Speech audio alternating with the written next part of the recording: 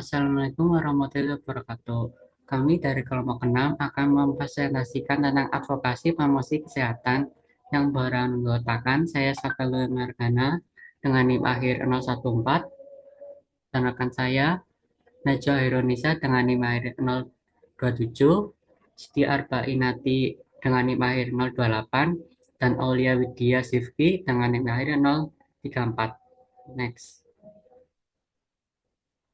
Yang pertama, definisi promosi kesehatan. Promosi kesehatan didefinisikan sebagai suatu proses pemberdayaan masyarakat untuk memelihara dan meningkatkan kesehatan mereka sendiri melalui peningkatan pengetahuan, kemampuan serta menciptakan lingkungan kondusif yang sesuai dengan budaya setempat. Next. Peran promosi kesehatan. Peran promosi kesehatan ini penting, antara lain yang pertama yaitu pemberdayaan masyarakat agar mampu mengelola kesehatan sendiri. Yang kedua, mendorong perubahan perilaku individu maupun kelompok. Yang ketiga, advokasi kepada membuat kebijakan agar mendukung program kesehatan. Yang keempat, menciptakan jejaring kemitraan dengan berbagai sektor. Dan yang terakhir, mengurangi beban penyakit melalui pencegahan dan meningkatkan kualitas hidup sehat. Next.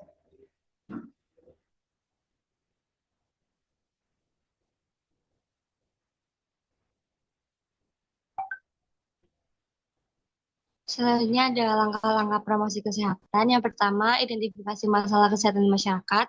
Yang kedua, analisis kebutuhan promosi kesehatan. Yang ketiga, menetapkan tujuan dan sasaran kegiatan. Yang keempat, merancang strategi dan metode seperti penyuluhan, advokasi, media, dan kampanye. Yang kelima, pelaksanaan program sesuai rencana. Dan yang terakhir atau yang keenam, evaluasi kegiatan untuk menilai keberhasilan dan perbaikan ke depan. Oh, satu. Selanjutnya ada definisi advokasi promkes. Advokasi dalam promosi kesehatan adalah upaya persuasif yang disusun secara sistematis dan diarahkan kepada pengambil keputusan serta pemangku kebijakan untuk memperoleh komitmen politik, dukungan regulasi, serta membangun penerimaan sosial dan lingkungan yang mendukung tercapainya tujuan program kesehatan. Next.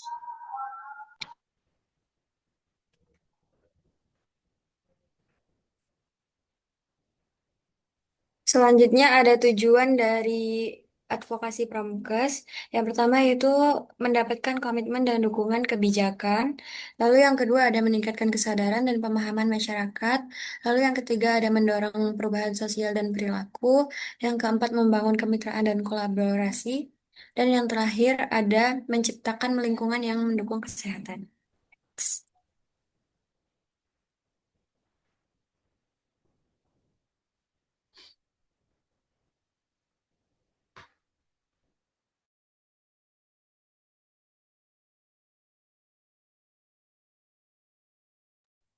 Lalu di sini ada penyajian data deskriptif. Penyajian data deskriptif adalah proses menampilkan data hasil pengumpulan informasi secara sederhana, jelas, dan terstruktur agar mudah dipahami.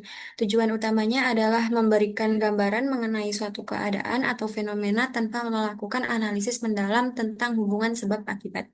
Dalam penelitian kesehatan, penyajian data deskriptif sering digunakan untuk menunjukkan distribusi variabel seperti usia, jenis kelamin, tingkat pendidikan, atau perilaku kesehatan masyarakat.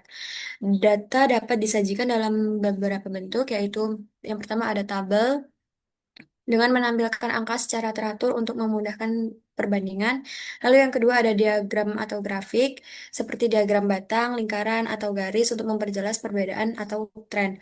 Lalu yang ketiga ada narasi, itu seperti uraian deskriptif dalam bentuk kalimat yang menjelaskan data secara singkat.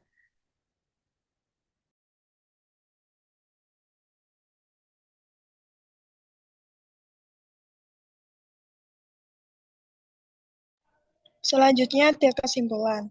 Promosi kesehatan bertujuan meningkatkan pengetahuan, sikap, dan perilaku masyarakat agar mampu menjaga kesehatan diri, keluarga, dan lingkungan melalui langkah-langkah terstruktur mulai dari identifikasi masalah hingga evaluasi program. Sementara itu, penyajian data deskriptif berfungsi menyampaikan informasi secara jelas dan terstruktur agar mudah dipahami, baik melalui tabel, grafik, maupun narasi. Keduanya penting untuk mendukung pemahaman dan peningkatan kualitas kesehatan masyarakat.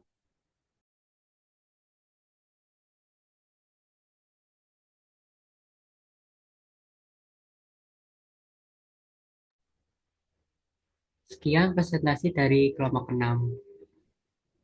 Terima kasih. Terima kasih.